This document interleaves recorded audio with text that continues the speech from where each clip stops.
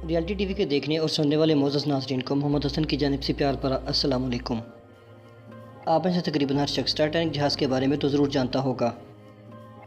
Titanic जहाज़ बड़ी आबोताब और बहुत ज़्यादा शान और शौकत के साथ समंदर में उतारा गया था,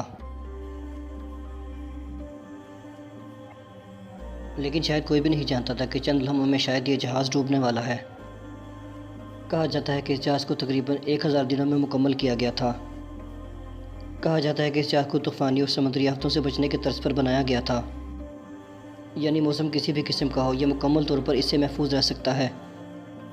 ये बहरी जहाज़ इतना ज़्यादा खूबसूरत बनाया गया था कि हर कोई शख्स इसमें बैठने की ख्वाहिश रखता था। इस जहाज़ में ज़्यादातर बैठने वाले लोग बहुत बड़े बिजनेसमैन और वीआईपी लोग थे। टाइटैनिक जहाज़ के बनने से तकरीबन 200 साल पहले एक हैरानकुन प्रेडिक्शन की गई थी। इस शख्स ने अपनी प्रेडिक्शन में कहा था कि यह जहाज़ पानी में डूब जाएगा और कभी भी अपनी मंजिल मकसूद तक नहीं पहुंच सकेगा। टाइटैनिक के बारे में बहुत सी किताबें भी लिखी गई है और मुख्तलिफ लोगों ने अपनी अपनी राय भी दी है। यानी टाइटैनिक के डूबने से लेकर अब तक मुख्तलिफ लोगों ने इसके बारे में मुख्तलिफ राय दी है। कुछ लोगों ने इसके बारे में प्रेडिक्शन की थी कि खुदा भी चाहे तो इसे नहीं डुबो सकता, लेकिन फिर ये कैसे मुमकिन हुआ कि इंसानी हाथों का शिकार एक ही लम्हे में पानी में डूब गया। इस बहरी जहाज़ को चलाने वाले शख्स का नाम एडवर्ड स्मिथ था। कहा जाता है कि कैप्टन स्मिथ के पास 40 साल का तजुर्बा मौजूद था और ये तकरीबन 1000 के करीब जारी जहाज़ों को भी चला चुका था। लेकिन फिर यहाँ ये सवाल पैदा होता है, आखिर 40 साल का तजुर्बा रखने वाले शख्स से इतना बड़ा जहाज़ पानी में कैसे डूब गया। आज की इस वीडियो में हम बात करेंगे टाइटैनिक की जहाज़ के पानी में डूबने की वजह आखिर क्या थी। जब टाइटैनिक जहाज़ मुकम्मल तौर पर तैयार हो गया तो न्यूज़ और अखबारात में इसकी बहुत ज़्यादा चर्चा की गई। तकरीबन हर अखबार ने इसके बारे में अपनी अपनी मुख्तलिफ राय दी, यानी उस वक्त हर शख्स ने इसके बारे में अपनी अपनी राय दी। जब टाइटैनिक जहाज़ के डूबने की खबर लोगों तक पहुंची तो इससे बहुत से लोग दिल बर्दाश्त हुए।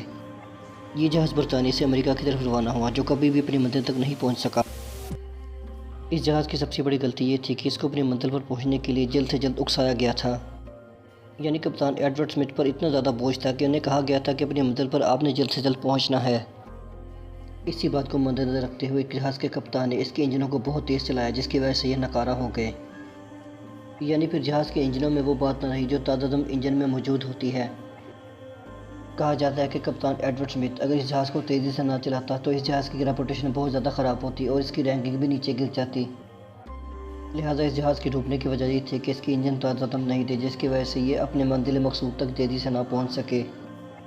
हैरानगी की बात यह कि तमाम हादसा से बचने के लिए इस जहाज़ को मुकम्मल तौर पर परफेक्ट तैयार किया गया था। इस जहाज़ के डूबने की एक और बड़ी वजह यह थी कि यह जहाज़ मुसलसल 72 घंटों से चलता जा रहा था।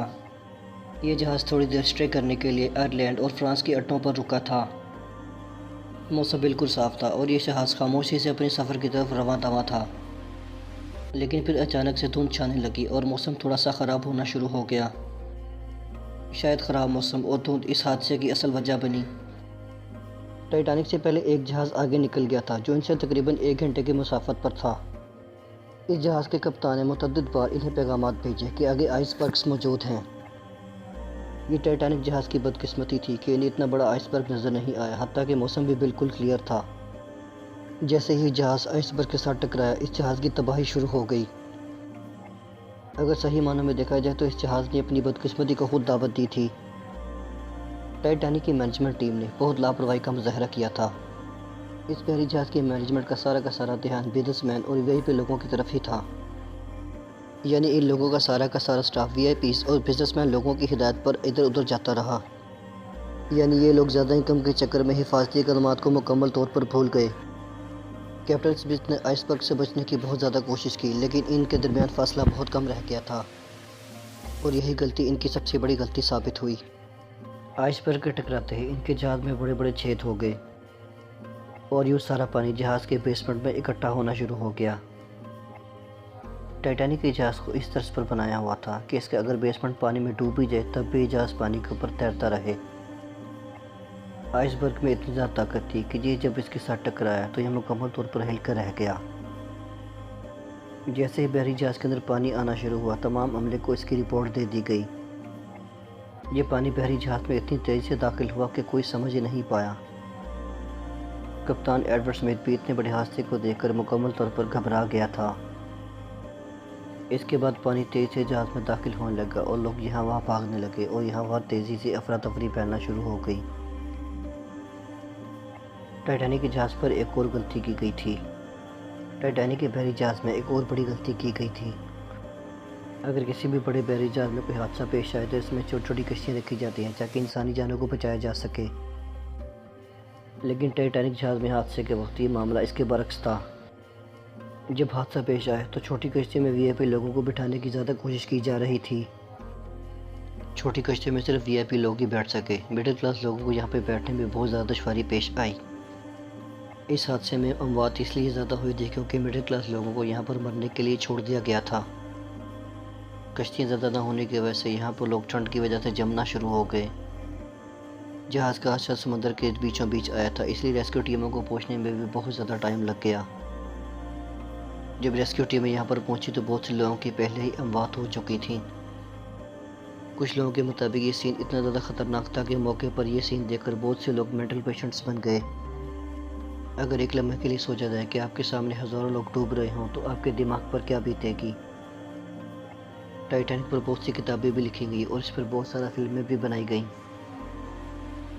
टाइटैनिक के जहाज़ में गरीब लोगों की भी मौत बहुत ज़्यादा हुई थी। यानी कुछ गरीब लोग चकमा देकर या मैनेजमेंट स्टाफ को पैसे देकर भी अंदर एंटर हुए थे। कप्तान एडवर्ड स्मिथ आखिरी वक्त तक लोगों को दिलासा देता रहा, लेकिन किस्मत में कुछ और ही लिखा हुआ था। इस तरह 1500 लोग अपनी जानों से हाथ धो बैठे। दोस्तों, मैं उम्मीद करता हूँ मेरी आज की वीडियो आपको पसंद आई होगी। पसंद आने की सूरत में इस वीडियो को लाइक करें, उस चैनल को सब्सक्राइब कर दें और बेल आइकन पर लाजमी क्लिक करें।